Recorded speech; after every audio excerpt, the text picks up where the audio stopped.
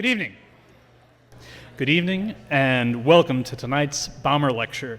I'm John Davis, Assistant Professor in Landscape Architecture, for those of you who don't know me. This semester, the lecture committee has selected a range of speakers to talk about the idea of the geographical imagination in the design disciplines, and how architects, landscape architects, and planners think about the shape of environments and territories in the distant and immediate future. We're joined tonight by preeminent historian of architecture and technology, Antoine Picon. Picon's considerable body of work has primarily concerned how we use technology spatially, how we shape our ambitions with tools, technical tools and protocols, mindsets and paradigms, and how, when we use technology to shape the environment, we transform our own conceptions of what is possible. I use we here in a grand sense, for as Picon's work traces, humans find ourselves confronting and reconfronting the same problems of quote-unquote nature, quote-unquote rationality, and quote-unquote utopia. This last term in particular, a conundrum that architects seem to over and over again force into some kind of alchemy with their notions of the technological. I remember distinctly something clicking in my mind when I read the section entitled The Engineer's Garden in Picon's 1988 French Architects and Engineers in the Age of Enlightenment. Indeed, one might say that the idea of the infrastructural management of the state as doing gardening in the countryside set me on a path to becoming one of his many graduate students and eventually finding myself in a research career asking similar questions. Picon's range as a historian needs little illumination from me. From his study of the 17th century architect Claude Perrault to his monumental study of the École des Ponts and Chaussées, Picon has not only contributed to a core knowledge in the history of architecture and construction, but complicated the seemingly irrevocable split between the modern professions of architect and engineer. His work on the technological utopian cult followers of Saint-Simoniens similarly disputed notions of a high rationality impervious to the realities of material history and divorced from our species' fervent ambitions for casting a technological net over the entirety of the planet.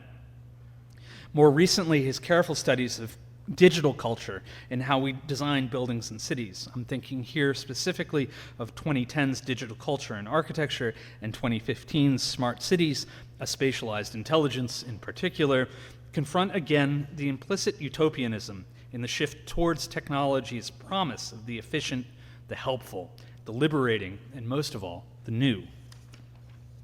Tonight, he's promised to give us a preview of his most current work in progress, addressing the continued struggle over questions of nature, technology, and the politics of the city.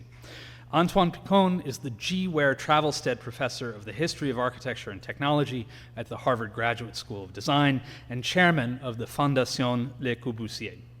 He is recipient of numerous awards for his writings, including the Médaille de Ville of Paris, the Prix du Livre d'Architecture de la Ville de Briey, and the Georges Saton Medal of the University of Gand. In 2010, he was elected a member of the French Academy of Technology and was made Chevalier des Arts et Lettres in 2014. Picon received his engineering degrees from the École Polytechnique and the École Nationale des Ponts et Chaussées and holds an architecture degree from the School of Architecture at Paris Ville. He holds a doctorate in history from the École des Hautes Études en Sciences Sociales. We are very, very happy to have such a distinguished guest to our school. Please join me in welcoming Antoine Picon.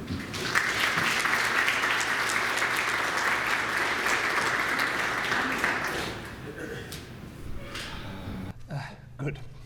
Well, first of all, thank you, John, for having me. Thank you for this very generous introduction, which makes giving a lecture a bit daunting, but I'll do my best. It's really a great pleasure to be here tonight. So, cities, and nature, and politics. Before entering into the subject of tonight's lecture, I would like to say a few words about the way this topic fits into the kind of question that I've been interested in. I've worked as John just said, on the relationship between technology, architecture, territories and cities, with a special interest in the cultural dimension involved by these relationships. So there are probably two reasons behind my interest in the question of nature, and nature, quote unquote. The first is that if you deal with technology, if you deal with engineering history, you constantly meet the natural as an important dimension. If you take, for example, 18th century engineers, they were actually very busy with landscape consideration, etc. And speaking of the garden, the territory as a garden, this is an 18th century imaginary map drawn by an engineer, which says a lot about the interest on nature.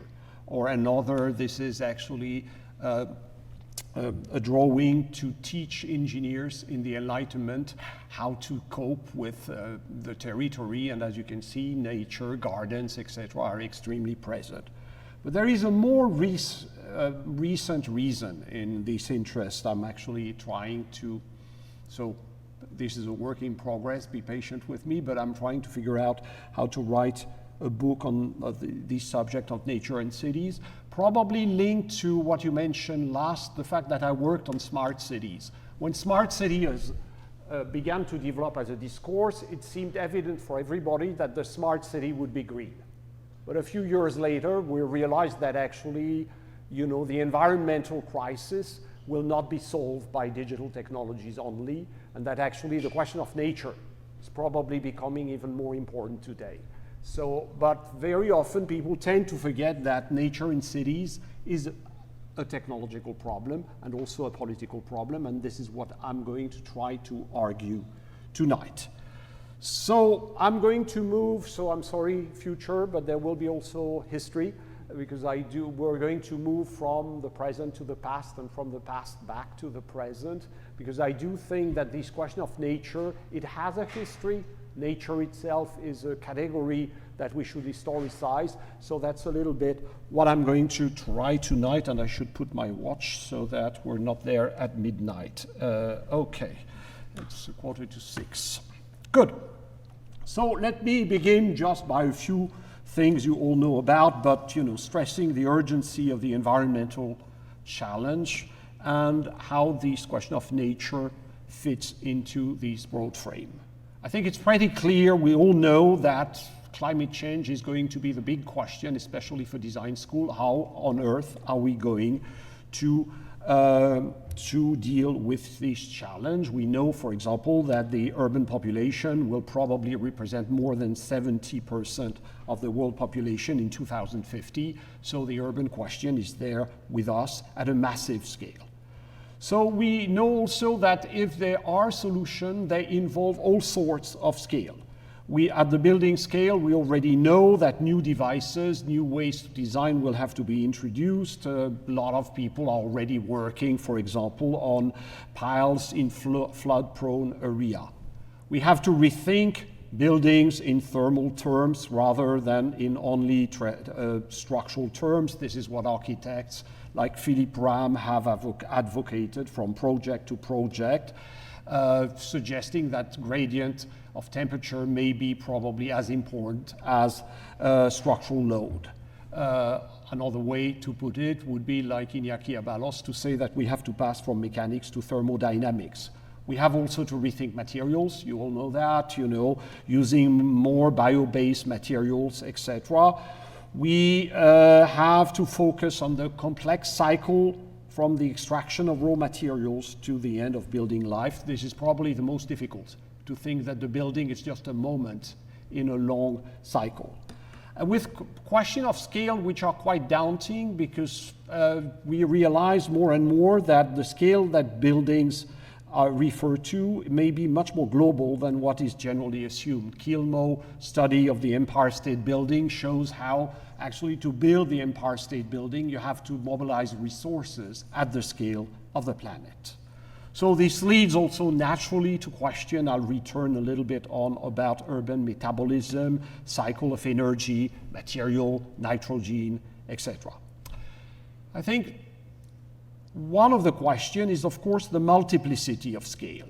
and it's probably one of the this is probably one of the daunting aspects of the adaptation of city. We have to reason at very different scale from the micro to macro.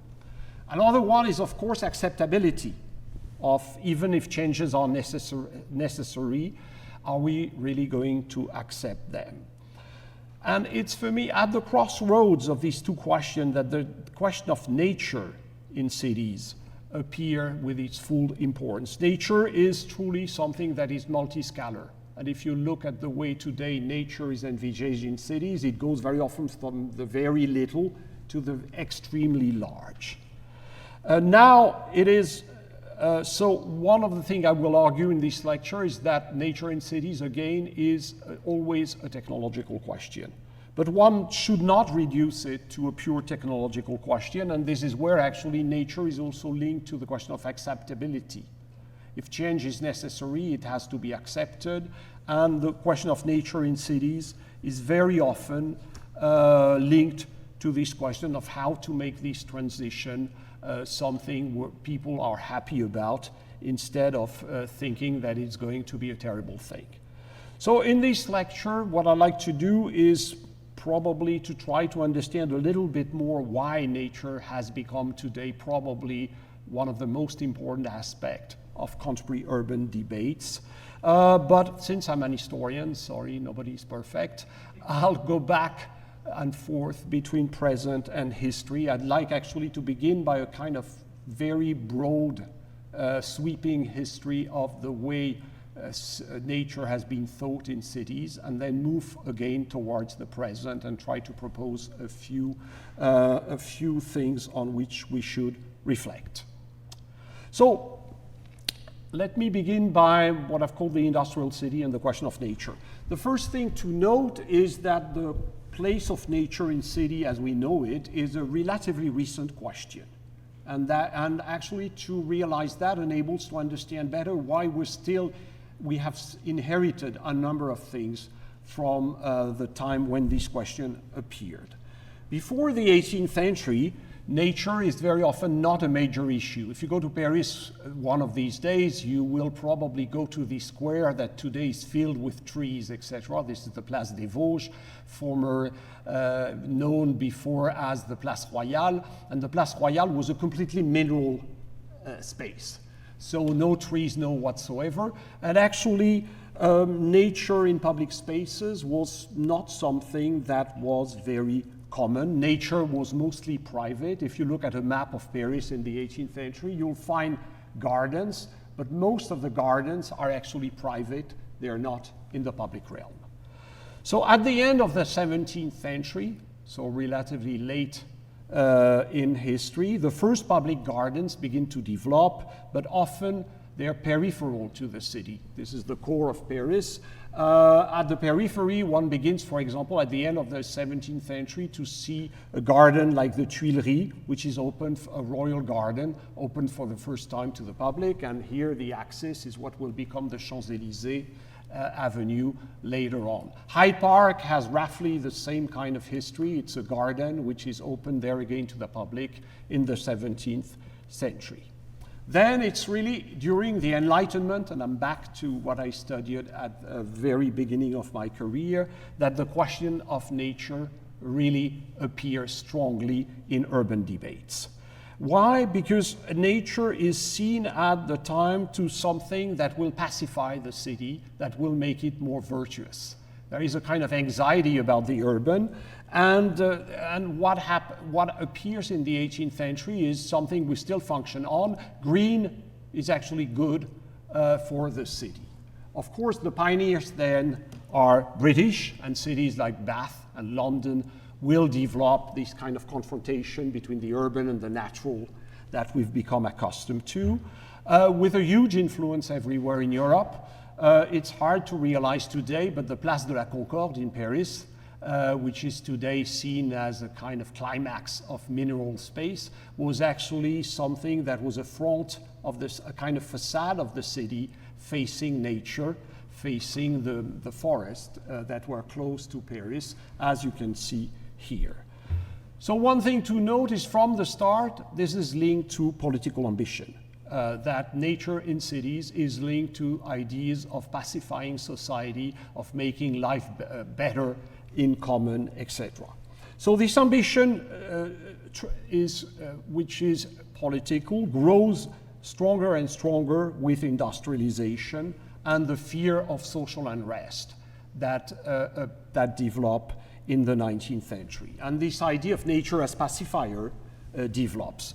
In some ways, we've never left completely this idea that the best way to pacify the city, to make it livable, as one says today, is actually to introduce nature. So how also to fight against urban squalor, etc. And there, a number of interesting experiences begin to appear. One on which I've worked a lot, which is the Haussmannian Paris.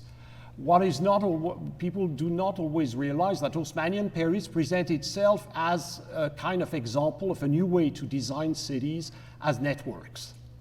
Networks of streets, networks of water supply and sewers, networks of gas lighting, etc. But the networks of all the networks, the main creation of Haussmannian Paris is actually what is called at the time the plantation, that is to say the natural elements of the city, beginning with the rows of trees along avenues, gardens, squares, etc. And the guy in charge, the engineer, it's an engineer who is in charge, and an engineering administration in charge of that. And they actually conceive the place of nature as a network, as something also which is a kind of infrastructure. So green becomes infrastructural, with the idea that it's only through a kind of blurring of the categories of the natural and the technological that the place of nature can be ascertained. So that explains, for example, there you have a kind of hierarchy of planting of trees, etc. And if you look, for example, the cross-section, trees are a kind of technological artifact, just as the lamppost, the sewers, etc. So nature in cities becomes technological. The aim being, at the time, really to pacify the city. Napoleon III, who commissioned the planting of Paris, really wants this greening of Paris to be synonymous with ending truly the revolutionary trouble that had plagued the city since the end of the 18th century. Just a couple of this is one of the avenue, which is more here we're in the west, so this is green spaces for the affluent, but this applies also to the poor district. And actually, this is a garden I've studied at length, which is the Butte Chaumont, which is in the most miserable part of Paris in the 19th century. So with the idea that, in some ways nature enables to make inequality livable. Another idea that we have inherited to these days, that we're not necessarily going to solve inequality, but nature may help to find a new social contract. So this Paris succeeds in some ways proposing a new model to think of the city, and it will exert an influence worldwide. You can find, which is linked also to the idea of urbanity, so a quality of life, etc. So this is there again more bourgeois Paris in the West, but the idea that everybody should partake to this kind of green city thing. So Paris then set the tone for a number of things that will be developed. You find traces of its influence in Central Park, which, as you know, at the beginning is still relatively peripheral creation. But Central Park, even more in some ways than the Paris realization, is inseparable from infrastructure. And you find this kind of duality of nature and infrastructure with the great reservoirs, etc. And also, so this is in some ways what is, we tend sometimes to forget, nature in cities equals generally a lot of engineering. And, but also this kind of social concern that will accompany, all the debates on the cities, on the green city. Just to make a long story short, let me just move toward the end of the 19th century, in which in some ways the garden city movement appears as a kind of radicalization of this program. What if actually one could completely rethink the city from the presence of nature? You find a Bezier Award, but actually this will exert an enormous influence on modern urbanism. What is not often realized is you take Le Corbusier, modern city, wants actually to be a garden city. This is a plate taken from a Le Corbusier book on urbanism, and the text, sorry, it's in French, Le Corbusier had that bad habit, but he is actually saying, basically, this is how the ground of the great city should be from now on. So the modernist city is a garden city, which is striated by freeways for sure and perforated by skyscrapers. But on this view here, you can see this idea of the green ground of the new city to be. So which will remain something present in many realization, not always, for example, the grands ensembles, the big modern blocks of post-war France. There was this ambition of having them in the middle of gardens. It failed. Why did it fail? Because there again, probably economic and technological questions were not solved. You know, nature in cities is also an expensive business, and the grands ensembles, except this one, which is in a relatively wealthy district, could never afford that. So let me move back to the present, or at least to the recent history, and then move really toward what's happening today. So where are we? Once again, we're immersed in an environmental crisis, the extent of which we're finally measuring.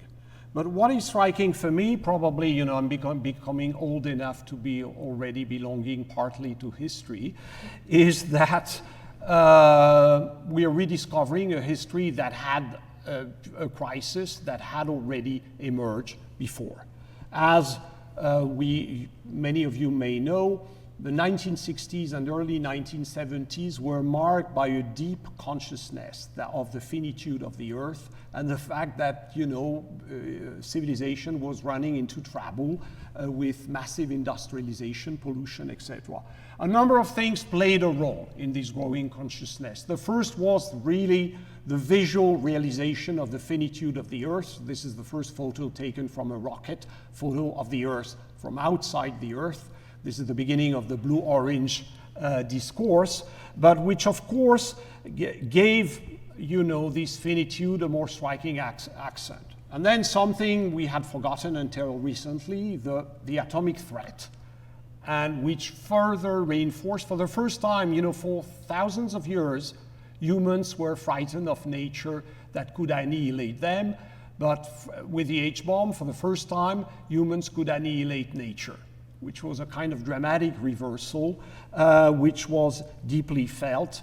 And books like Buckminster Fuller's famous operating manual for spaceship Earth are typical of that.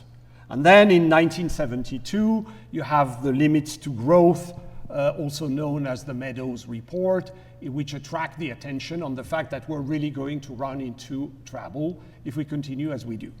What is spectacular to me, still to this day, is that, you know, in 72, I'm a bit younger than you are, but, you know, I'm a human being, and I begin to be super frightened. And then everything in the 1980s is forgotten. And then in the late 1980s, the wall of Berlin fell. This is the end of the Soviet Union and the beginning of the happy globalization years. It's going to be wonderful. China is joining the concert of industrialized nations. America is thriving. Everything is good. Poverty is declining. And no, not a single word, or almost, except in confidential circles, about climate change, about all this fear, about pollution, etc. It's all forgotten. So it seems. But the amnesia is not actually complete. And that might explain why actually slowly this question of nature in cities is growing in new direction. So, which will explain the rise of landscape architects in urban design and urban planning, a progressive rise. So a long period of amnesia, but probably the amnesia is not total. People suspect that something is not going as well as it should, and that may be one of the factors behind the recent rise of this question of nature in cities. Another explanatory feature that is also discovered in those years, usually we replace one crisis by another, so we're no longer afraid of, the crisis of the planet being polluted, but we're afraid of what is happening to cities, because cities are beginning to dissolve. People like Lefebvre theorized at the time the end of the city and the rise of the urban. So the idea that actually we're facing an urbanization at a scale that we've never seen, and traditional notions such as the city become completely dysfunctional. Take Istanbul, this is no longer the city of, the Byzantine and then the Ottoman Empire. This has become a sprawling urban region, the limits of which are more and more difficult to decide. And then what is an urbanized landscape? You might, usually when you think about the French countryside, you think of nice little cottages built in stone. This is more what entire regions of France look like. So where are we? In the countryside, in the city, etc.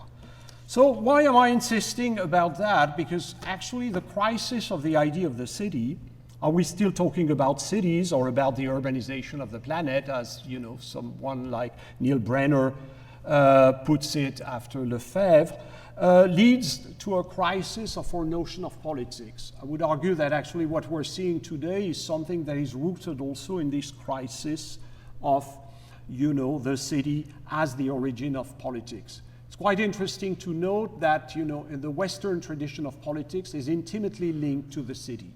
And a good example is that this is the famous fresco in Siena of the good and the bad government. Government is urban. But if we have no clear notion of what is a city, how can we have a good government?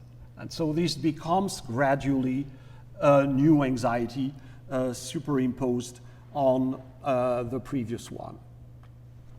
As if, by our excessive pride, we were not only putting the planet in danger, but we were beginning to dissolve the very framework that allow us to function collectively. And once again, the climate crisis, even when it becomes subliminal, is actually articulated with a kind of societal and political crisis. So, and this is where, in the 80s and 90s, nature begins to appear as a possible remedy. And this is where we begin to see, for example, the idea that nature is going to heal, which is a new notion. In the 18th century, nature was still was not supposed to heal, it was supposed to improve, etc. Now it's about healing, and you have all these projects. This is, for example, Duisburg in Germany, in which, for example, former industrialized sites are going to be redeemed because we're going to allow nature to regrow and in a way to erase, the crime. So, in a different genre, but also linked to the idea of, an environment that has become problematic, the Soul River, in which, but which shows also the limits of the story, because this is a river, of course, but actually a fake river running over a still polluted river underground. So, and in which, by the way, the relation between the natural and the artificial becomes one, to say the least, complicated. So as if we were attempting at restoring something, but never completely, as if we couldn't go back. And for me, probably, since we're in America, for me the best project to embody that is Fresh Kills. And I'll come back a number of times on Fresh Kills, the world's largest landfill, opened in 1948 and which closed in 2001, a symbol of all that had gone seriously wrong over the border, etc. So, and with this project of a park, what I found fascinating is, yes, nature is going to heal, but since you have meters and meters of garbage, it's never going to be a completely stable ground. So you have to have, something that enables the ground to still give way, evolve, etc. And you have also to allow for the gases which are produced underground to be evacuated. So as if,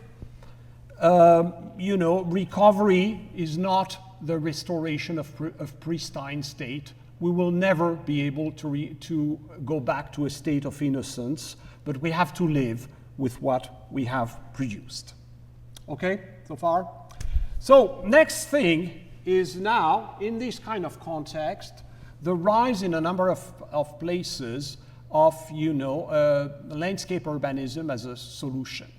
So I'll start by France because, well, I'm French, but actually the French started, they didn't have the word, but in the 1980s, you begin to have actually a number of landscape architects who begin to invade the urban field. So just a couple of names for Corajou, today not very well known outside France, but this is probably the leader of a kind of conversion of landscape urbanism to the city, and especially this is now a zone in the north of Paris. This is where the Olympic Games are going to be partly held, and it's structured around, from a landscape proposition.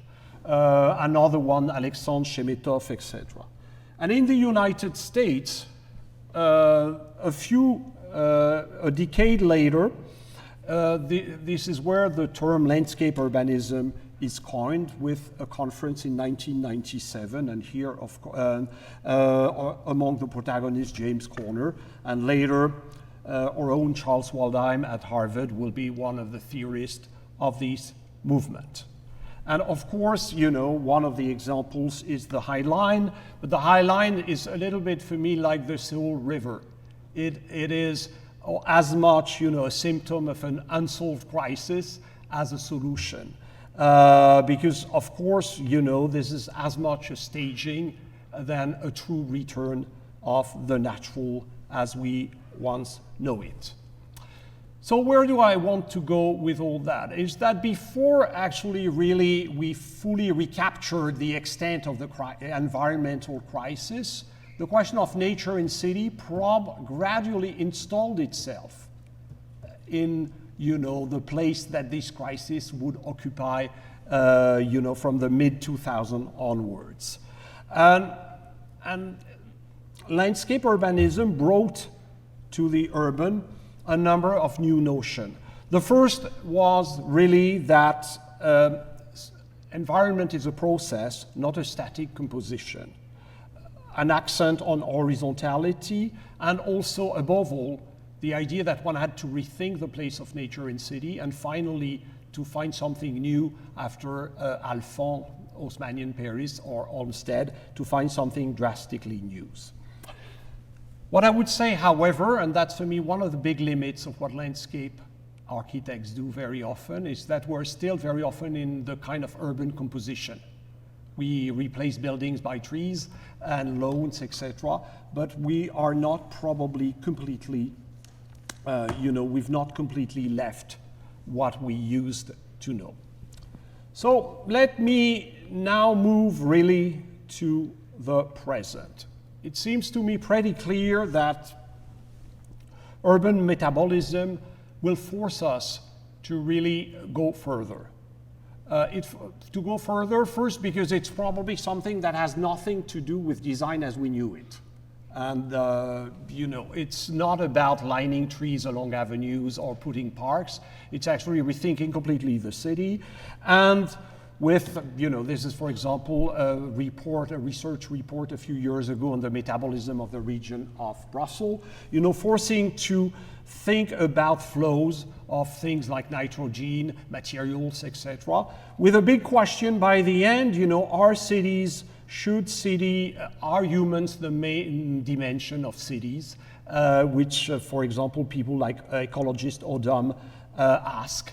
Why shouldn't we rather think of cities in terms of energy flow? So probably because of this new approach to city, we're undoubtedly at the dawn of an extremely profound transformation of urbanistic thought, but also technical thought. One of the reasons also I'm interested in all this business is because we have probably to rethink what we call technology. Traditionally, So to rethink technology not as a system, I'll come back to the traditional way to think of technology is to think of the various techniques, processes, etc., as a kind of system. For example, this is, sorry, it's in French there again, but this is how to understand traditionally, the traditional understanding of the first industrial revolution. It's a system in which you have the steam engine, you have iron, you have coke, and coke is burned by steam engine. Steam engine are made of steel. Steam engine enable also to pump water in mines. So you have a kind of system. And the technology develop as with a system of connection, etc. I do believe that this is becoming obsolete, and that we have probably to think of technology as an environment, that actually the environment is the technology, or a technosphere.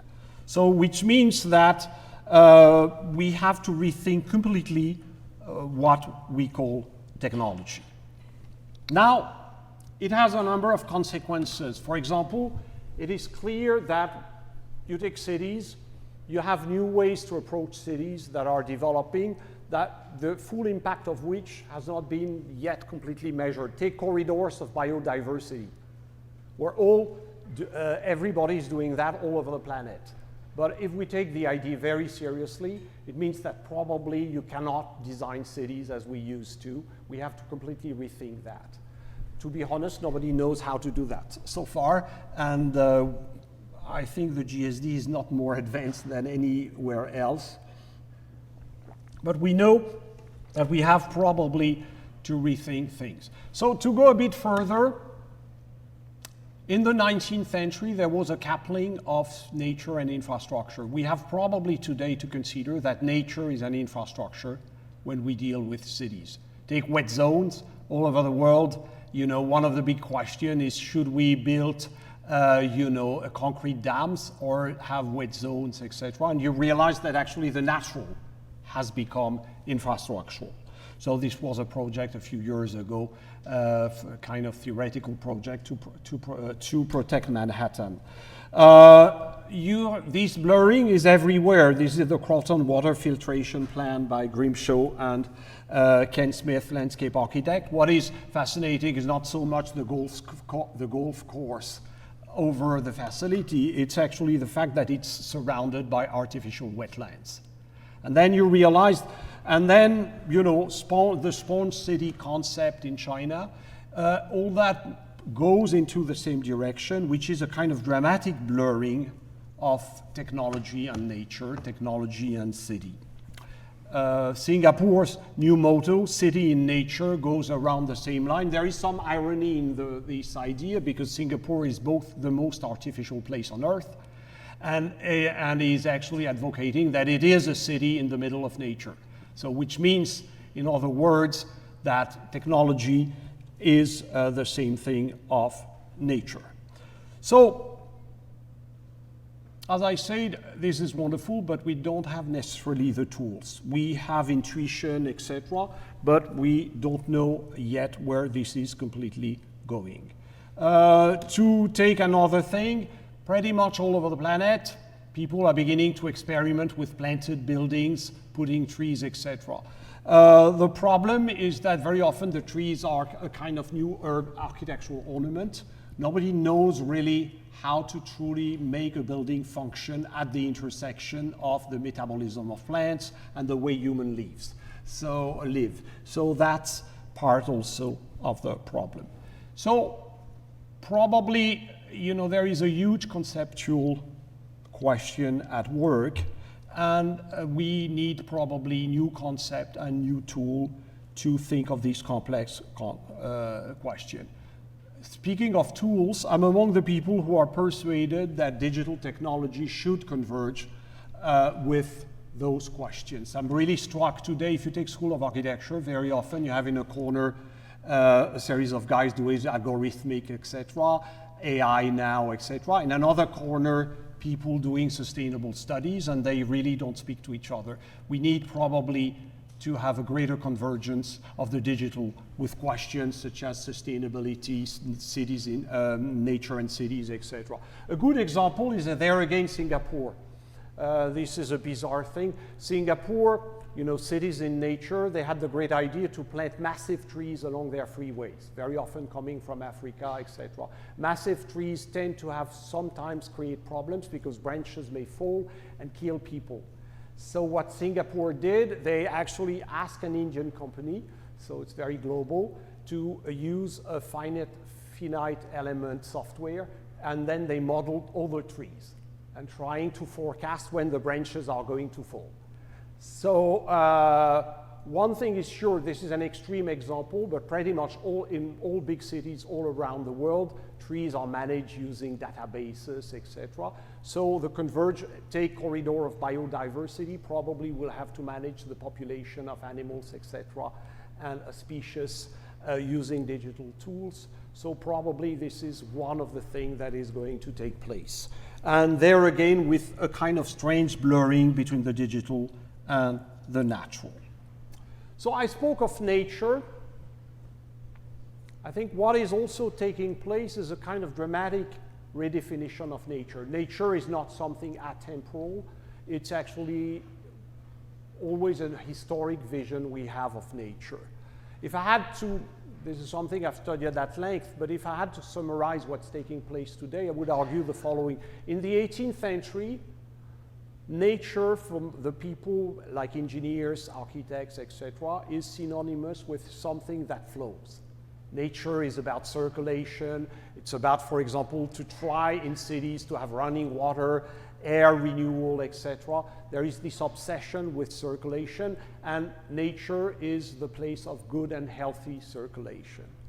I would say today we live in a nature which is organized around different paradigms. For example, we've become extremely sensitive to the idea that nature is populated with events, with order-generating events that has led, for example, to this concept of emergence, when order seems to emerge from chaos, etc. So we live in this strange nature that has become much more surprising. Traditional nature was supposed to be ruled by traditional laws. Now we have a nature that is full of unexpected events.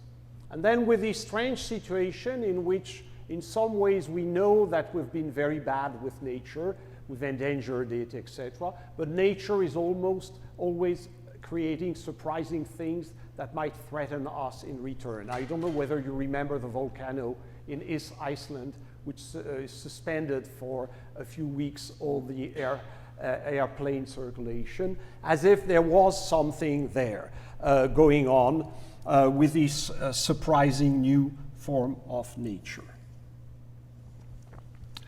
So it's a curious situation in which in some ways we are threatening nature. We're about almost, the environmental fear basically is we're going to destroy nature. But at the same time, nature might very well, it's so harmed by us that it might exert revenge. And for example, we've been so bad that the Gulf Stream is going to stop. It's going to be as cold in Paris as in Boston in winter. And the Europeans are very scared, revenge of nature. So as if in some ways, and this leads to these, speaking of events, to the fact that we live in a strange new Middle Age in which the possibility of the apocalypse has become the new foreseeable future. So there is this, so I took that because of course it's this crappy film 2012, but I like the picture to explain that. Then to add to the complexity of this whole thing, you have all the people who tell you at the same time that, we're not really separated from nature, so try to understand something, that humans are actually inseparable from the non-humans, we live in community, and all the environmental historian that tells you that actually we've never been separated, etc. So it's quite complicated. This is a puzzling photo by the French artist Pierre Huyghe, which is all about this bizarre conundrum, are humans humans? Are we animals? Are we separated from nature? Are we the same thing, etc.? So where do I want to go with all that? Not only are we confronted with a massive change of paradigm in the way we should think of city, but and a paradigm in which we have to rethink about the place of nature, and it's becoming central, and nature is very often inseparable from technology, etc., forces us to rethink technology. But actually, even nature is a notion that is evolving so fast and in the middle of so many contradictions that it's really puzzling. To finish on that, I do think that we are actually, I put a lot of catastrophes picture, we may be inventing a new form of sublime. You know, sublime was invented as an aesthetic category in the 18th century on the dawn of industrialization, as you know, the resistance of nature to the growing power of humans. It's because humans wanted to circulate in mountains that avalanche all of a sudden became frightening, etc. Today, we may have invented a kind of new sublime, which is not necessarily the sublimity by the end of the threat in itself, but the sublimity of what is solid. Whatever we can do, we will never clean it. So we have to live in this kind of imperfect, damaged, forever world. So as you can see, I'm a super optimistic guy. But to accept that the world is damaged beyond perfect repair, it will never be pristine again. And for designers, by the way, this is not easy because the whole design profession organized itself around the idea that they would create a perfect world or perfection the world so that, etc. Truth is, we might actually have to accept, this is another photo by Pierre Huyghe, which is a bit disturbing, and I chose it, and in which you have natural elements, but quite damaged, and the humans, but you're not sure it's completely a human figure, etc., etc. So we have probably, there is a kind of sublimity of the unsolvable crisis. Okay, I talked about politics, and I'd like to come back to that now. What is happening under our eyes, I think, is all the more complicated. The reason I wanted to go back to the 18th century, etc., is because, you know, if you read, you know, for example, Latour, you will read that you've never been modern. But truth, we're still very modern in a lot of ways, including, by the way, very often the way we think about some aspect of nature. For example, we still believe, to this day, that nature in cities is going to make cities more peaceful. That's a typically modernist idea. And at the same time, we have to live with the idea that nature is not exactly what it was in the 18th century. So the old and the new are in a kind of constant collision. But what is striking for me is there again however, the politics of nature is evolving. And that's for me one of the most important things. Take urban agriculture. I maybe still very much, I was trained as an engineer, so I don't believe really that urban agriculture is going to replace traditional agriculture.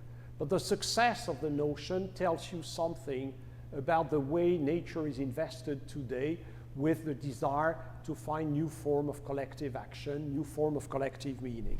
Not only do we want nature, and this is probably new compared to the 18th century. In the 18th century, nature was supposed to improve, to moralize. Today, nature is supposed to recapture or to give again a meaning to collective existence. So, and that's what very much urban agriculture is about. With a series of ideas which are very strong today. For example, also the idea that we should stop being violent. So there again, another contradiction of the age. We should stop being violent with nature. We should collaborate with it. And in design, for example, people like Ingold or, you know, take, for example, Richard Sennett book, etc. You should actually be like a craftsman that listens to what matter, to what wants to tell you. You should not be violent, etc.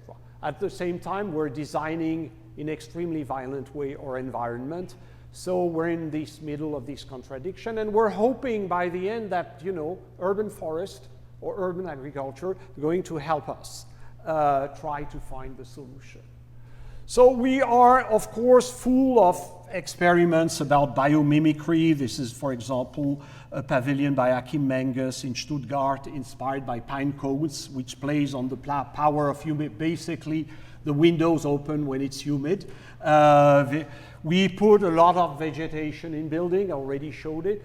We are dreaming of a reconciliation in an age in which we're far from being reconciled. So try to find where truth lies in all that. Probably the truth is that, that's the historian in me, a period is not as much defined by what it believes in than by what the kind of contradiction it's unable to solve. I think nature is at the really articulation of so many of our contemporary contradictions. So, the real future of urban agriculture may very well lie in this question of reconciliation, finding new collective value, finding a meaning to urban life, etc., rather than economic issues, even if there are some cases in which urban agriculture, Singapore, for example, probably it will make sense to develop urban agriculture. So all that to say that nature in cities today, it's a huge technological problem because it forces us to rethink what is technology, what is an infrastructure, how should we design cities. All these things, you know, we probably don't have to design, we probably will have to design cities using very different set of categories than what we have had. But it forces us also to ask ourselves, you know, what kind of political values are we trying to pursue? To take another on this question of the politics. The 19th century, I would say, there again, the new and the old, you would think that everything is, you know, has not completely changed. In the 19th century, gardens in cities, nature in cities, was mostly about reconciling social classes, the poor and the rich, etc., etc. The idea, so in the 19th century, in some ways, the idea that there were communities, social classes, etc., was not in question. What was in question was the global architecture of society. I think today, where it has become a different question is that we're not even sure that there are communities. So, and we actually want nature in cities so that we can build, again, communities. So it's no longer the fight between faction in society, it's actually the very existence of society that is the question. So, with a lot of things that, you know, then are difficult to sort out, you know, in between myth and reality, ideology, and take urban forest. So far, you know, everybody is dreaming of urban forest. That's one of the ridiculous projects of the city of Paris. If you know the kind of shadow that the opera projects, very frankly, you're a bit perplexed about the whole business. But nevertheless, take urban forest. You know, they are actually probably with us because of these huge political and mythical questions. So to conclude this lecture, and I think I will, yes, I think I've pretty much respected my time. What I find interesting is that we dream of a green city, but of course, you know, probably with global warming, the city should be rather white than green. And so which means that nature in cities is probably not going to solve everything we believe it's going to solve, but it's probably, again, it's going to be a technical problem, but it's above all a political question. Nature in cities, it's actually more than the 18th century. Why do we want to live in cities together? You know, the Biennale 2 years ago was, you know, how are we going to live together? I think nature in cities is why do we want to live together? What are the values that are embodied through this presence of nature and cities? And I'll stop there. As I told you, this is work in progress, so I still have a lot of progress to do. But those are a few of my current reflections on those questions. Thank you.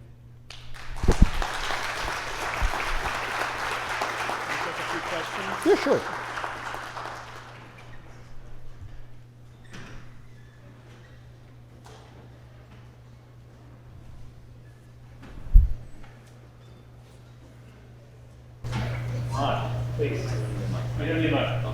Thank you, Antoine.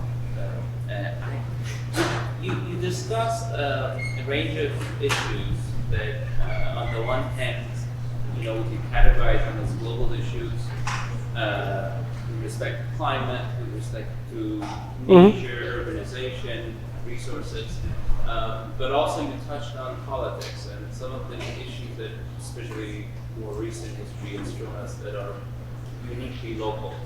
And I'm wondering, what are your thoughts about the sort of the shift of these working across these two scales of simultaneously dealing with these larger global issues, at the same time local issues and problems in politics. And you mentioned Latour, and like for example, he's been talking about this sort of the idea of the globalization plus versus minus, localization plus versus minus. And I'm wondering, how does that type of approach could impact the way we think through design? Like, is the tendency in the past decade or so thinking about, let's say, urban scale in dissolving these boundaries, has that been productive? Should we move back more closer to the local, or is there a hybrid condition where the global and the local can speak better and work together better? Large question. I'm more inclined to think we need, I'm among the people who believe that we're not, there are very strong movements. You take in France, for example, Latour is often mobilized as a defense of the local and a kind of anti-global in some ways. I'm among those who believe that we will not get rid of globalization. This is a condition, but we have to, just like you had the well-tempered environment, the well-tempered globalization is yet to be invented. Do you take scale? It's pretty evident that there is a desire to find smaller scale, etc. But truth is, one of the problems of nature, for example, is that you've got to go at very different scale. You take nature in Paris, it's almost at the size of the Bassin Parisien, that's to say 200, 300 kilometers of radius, and in which you have rivers, forests, a lot of things like that. Water management is at that scale, and then a micro scale. So we need probably to find a way to re-articulate the scales. I think what is problematic today is that the scales have exploded, but we don't know anymore how to re-articulate them. It's a problem I got a little bit aware when I was dealing with a smart city, because there again, smart usually is understood at the scale, of a small, at the scale of a given municipality, but what is a smart region, for example? How do we articulate a smart region and a smart city, or a smart city to the next smart city? And the nature raises very similar problem. And truth is, we don't know anymore how to re-articulate the scales. So, and I'm not necessarily always convinced by Latour advocacy of, a kind of return to the local, etc. Because I do think there are a number of things, whether we like it or not, that are global and once and for all. Yes? So the title of your talk was Nature in Cities, Mm-hmm. and it seems like there could be a second talk called Cities in Nature, Mm-hmm. because I feel like by European standards, American cities, maybe we have like 3 or 4, and then we have like dozens of metropolitan statistical areas. Like, is Columbus a city? I think is a question. One slide that I saw, or an image that I saw recently, it didn't appear a slide in your talk, is Frank Lloyd Wright's Broadacre City, right? Because that seems to be the dominant model of American urbanism, some version of that. And so maybe we all get Teslas, but I don't think that it really solves the question. I mean, high gas prices didn't have the effect of shrinking the footprint of American cities. So I'm wondering how sprawl in the American context maybe ties into this question that your lecture very interestingly raises. To be honest, I'm fascinated by one thing, which is that American cities are indeed very different from European, no doubt about that. Talking about the presence of nature, when you have single-family homes with yards, you're already in a different. That said, the imagination, is strangely comparable. And then if you begin to look, you know, I think also one of the big imposture about Europe is to believe that we still have cities. Actually, we do have centers, central cities, which may be charming. You know, I was in Vicenza, you know, the home of Palladio. If you're in the middle of Vicenza, you have the Basilica, beautiful squares, etc. And then as soon as you get out, you're in a kind of incredible sprawl, which is actually the Veneto, is a kind of giant, you know, compared to it, even Houston seems like a miracle of order. You know, not to mention, you know, so truth is we do have form of organization which blur. That's also part of what I say at the end of the city. We are in urban conurbation that are difficult to think completely in traditional terms. So I would say the American situation, yes, it is peculiar in some ways. You know, the sheer size, Houston, to mention it, covers roughly the surface of the Holland province of the Netherlands. So that's really big by European standards. But at the same time, you know, what is strange on this, and this is why I think it's political by the end. It's because I think we've entered a phase in which, you know, the political question colors very much this question of nature, and this is why actually it resonates from one continent to another, despite the similarity, the differences. You know, take the Chinese, you know, nature as infrastructure, for example, is a general feature in many urban situations, even despite their discrepancies. And that's, for me, one of the striking aspects of what's happening today.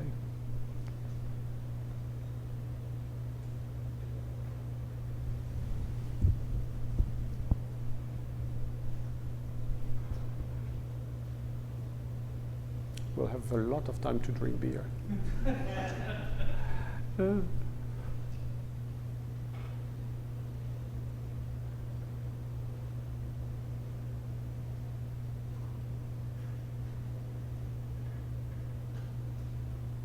Don't be afraid, I don't bite usually.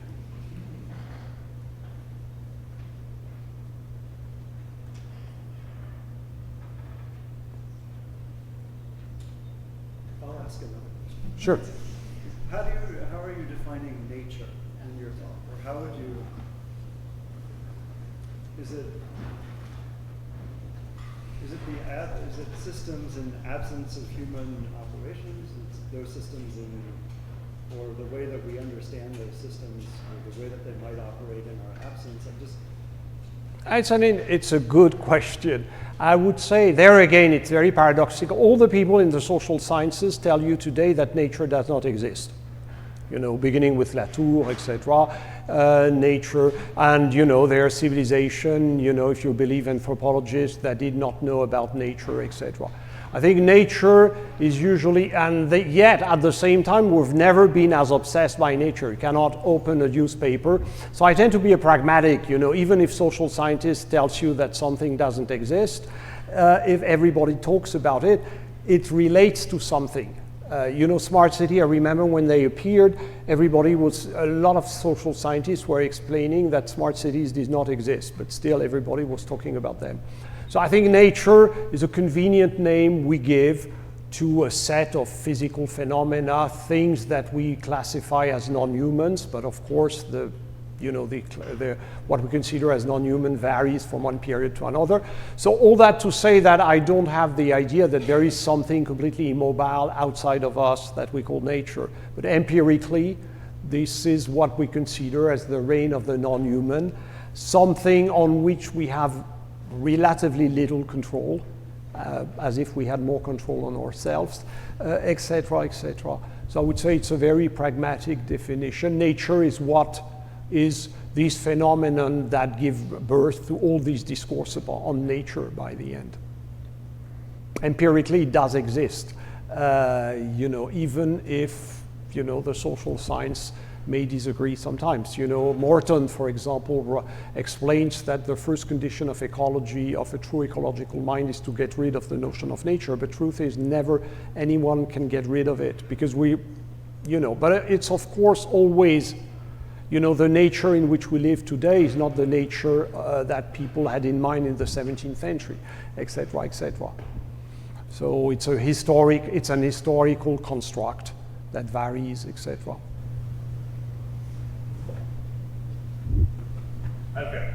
Nice.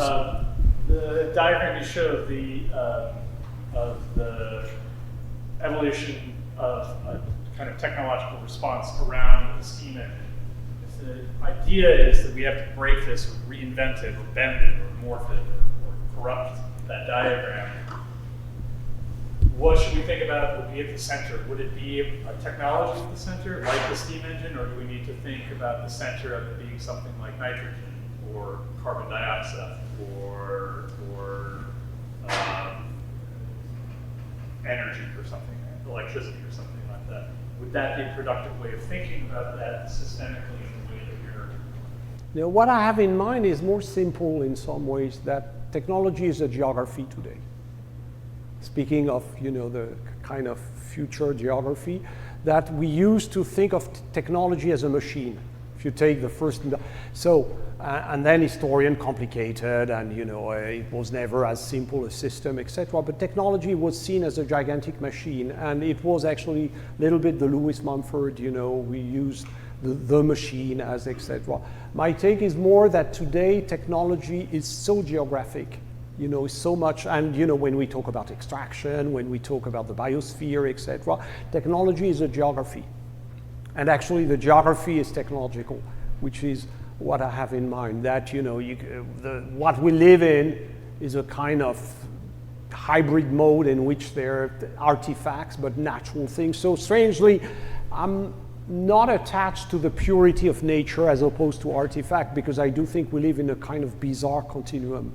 And so you could call it, let's say, you could call it a techno-nature if you like. So, and I think the best way to understand technology today is to understand its geography. So, which is a bit strange, but which, for example, if you want to understand an iPhone, of course you need to understand the physical processes, etc. But actually the geography is probably even more telling. Where is it made, from what, etc., etc. And then you realize it's an entire geography. Yes? I'd like to understand a little bit more, hear more about your view on the role of landscape architects and all this. You showed a lot of examples of landscape architecture, and they seem to be examples of work that was sort of like the artificial masquerading as natural, or this idea of like healing nature. Mm-hmm. And I think that there's this very strong narrative about the landscape architect as having the skills and experience to sort of deal with climate change, right? To like create projects that mitigate or heal or respond to climate change in some way. And I just wonder about your views, sort of make that narrative a little bit more complex, and I'm wondering if you can hear more about that. I have actually a very mixed feeling on that whole business. I do think landscape architects have a historic chance today to make a difference, because in some ways the way the world is going I would say landscape architecture is probably, of all the design discipline, the discipline which is the closest to some of the key questions. That said, and that was my critique of landscape urbanism most of the time, whether they acknowledge it or not, they are still very compositional. They are doing nice drawings, they are lining trees or not lining trees, they can be like Clément, etc.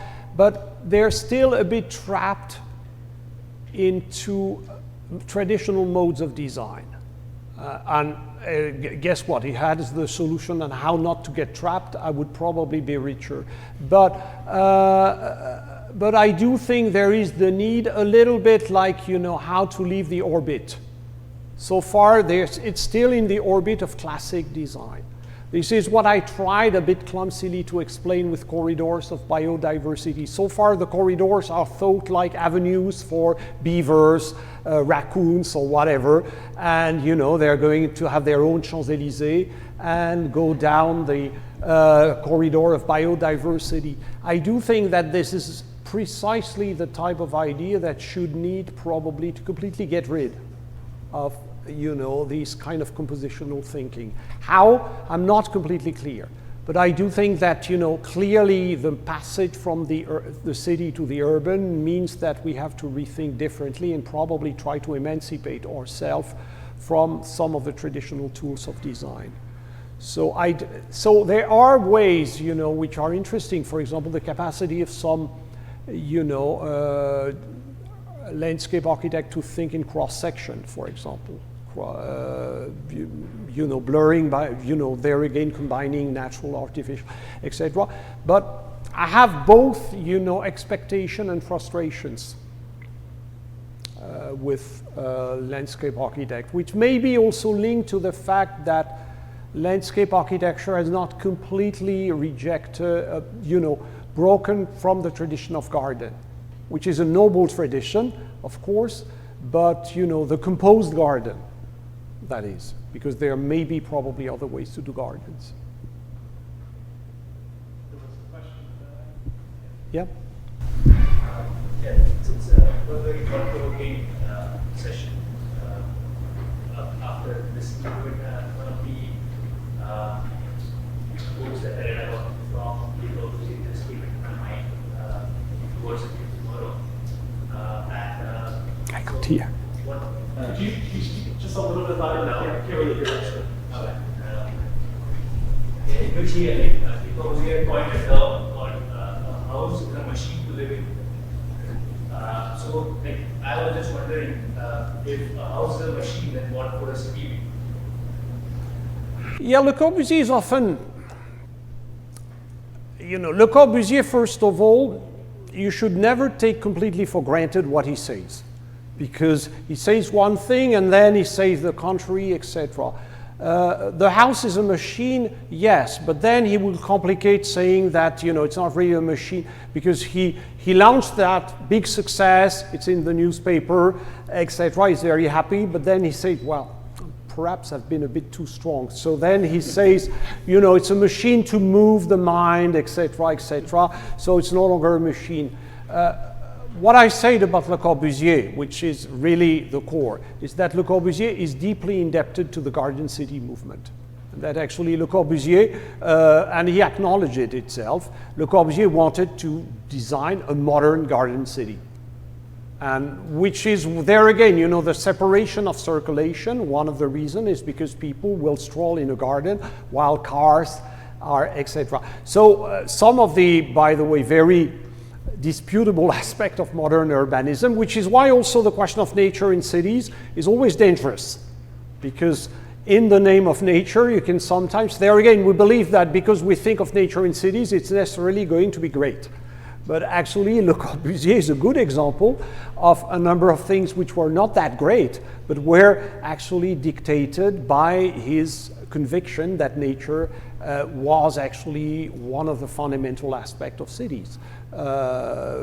Something you understand better if you go to places like Chandigarh. Chandigarh actually, you know, which is why under tropical latitudes modernism is usually much more enjoyable in urban terms. But that's something that haunted him throughout his career. And then explains also, strangely, the French grands ensembles, which are very often seen as a kind of urban catastrophe. They inherited this idea of the garden city, so they were supposed to be garden, but guess what? Nobody really planted them. There was no money to maintain gardens. Sometimes they were not gardens from the start, etc. So never functioned like that. And then you realize that actually, you know, our ideas about urban forest may perhaps lead to urban catastrophes in the near future. Yes? I really appreciated the moments in your presentation where you talked about optimism, your own optimism or pessimism with respect to various aspects of things.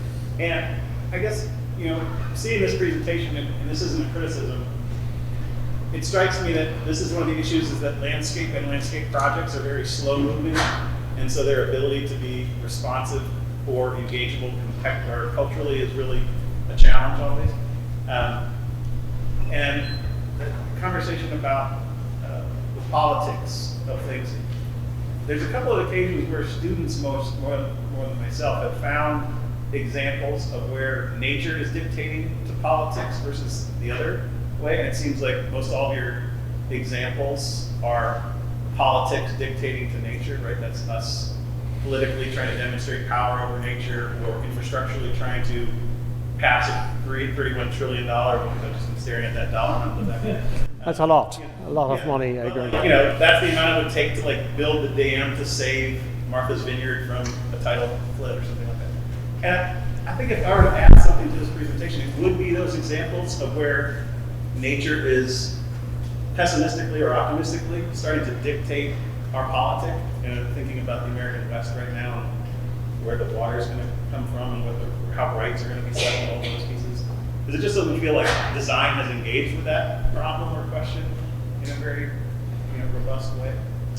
Because probably, so far it's the engineer who are very often dealing with those questions. It's true that but I think you're perfectly right, because I'm more interested, to be honest, the starting point for me was a little bit all these discourses about urban forest, planting trees, gardens, urban agriculture, and forgetting that actually, again, if you want to have something green in the city, you need civil engineering, you need water pipes, you need, a lot of technology. So that was my starting point, to be interested actually in what kind of, because actually I worked on Haussmannian Paris and on the engineering dimension. So I was thinking, what kind of engineering, etc. So this is actually a technological problem. So that was my start. That is true that in many cases, and that's what I call the revenge of nature. Strangely, we live in a world in which, and this is where, by the way, we have a kind of apocalyptic thing. We've harmed nature, and nature is exerting revenge, which is a little bit,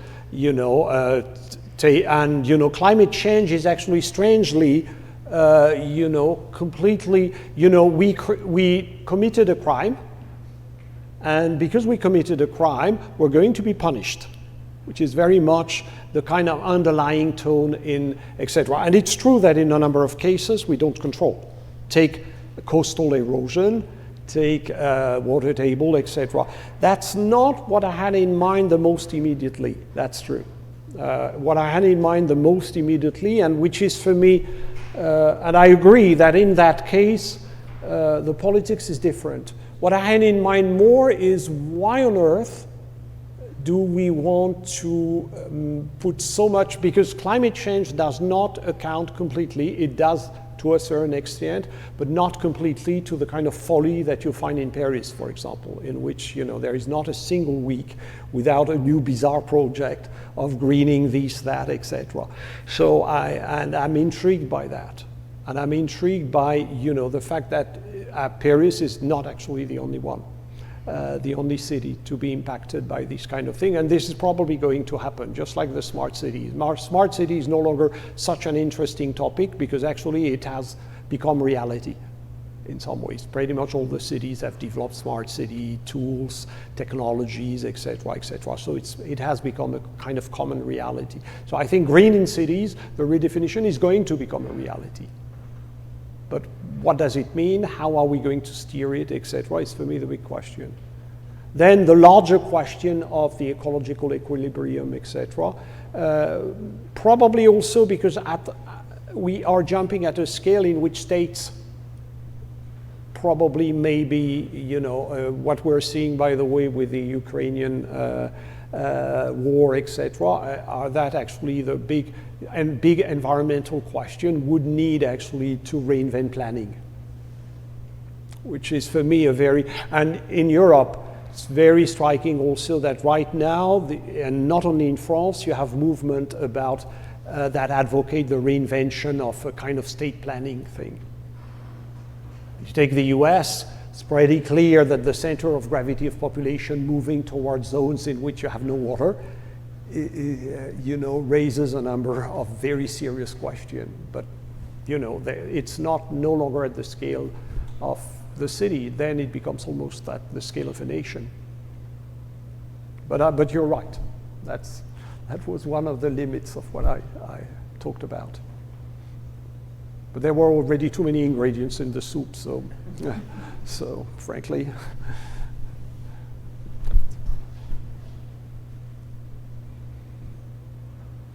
Thank you so much. Pleasure.